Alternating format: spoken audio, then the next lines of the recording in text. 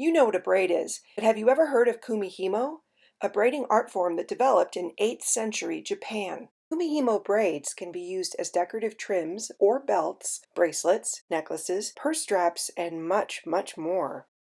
In this video, I'm going to show you how to make an 8-strand round braid in 3 basic moves. To get started, you just need 2 things. First, a foam Kumihimo disc. These cost about $6 to $10 at a local or online retailer.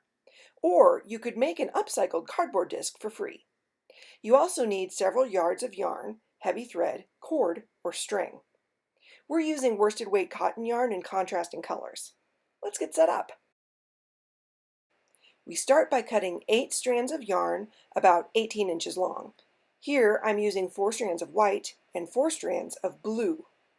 Line all the strands up together and tie an overhand knot at one end. Put the knot in the center hole of your Kumihimo disc and arrange your yarn strands in pairs. You just push one blue pair into the notches at the top and the second blue pair at the bottom. Then divide the white strands and place them in the notches at right and left and center them. That's it. We're ready to begin braiding. To start, we'll take the right blue strand from the top and move it down to the notch just to the right of the 2 blue strands at the bottom. Then we take the leftmost string at the bottom and move it up to the top, just to the left of the remaining blue string. Turn the disc counterclockwise. And then we just do all 3 of these moves over and over again. Right down, left up, turn. Right down, left up, turn. Right down, left up, turn. You're creating a braided hollow spiral. The braid forms at the center, under the disc. This is what it looks like after a few minutes of braiding. Because the threads are held in the notches, you can set this braid down anytime and pick it back up again later. You just need to check to see which threads are on top of the center spiral and choose a pair to the right of one of those to begin your 3 moves again.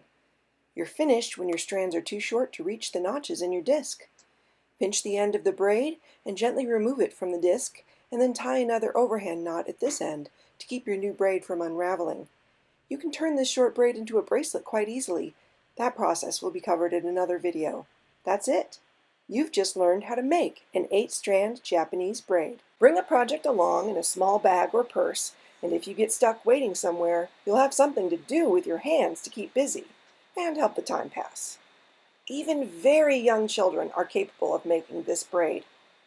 Once you master this braid, you can challenge yourself to make more complex braids using more strands, more colors, different patterns, incorporating beads, thick yarns combined with thin ones, or even wire. You can make extremely long braids by buying or making bobbins to keep your strands from tangling. You can learn how to finish the ends of the braid to make fine jewelry. The possibilities are limitless.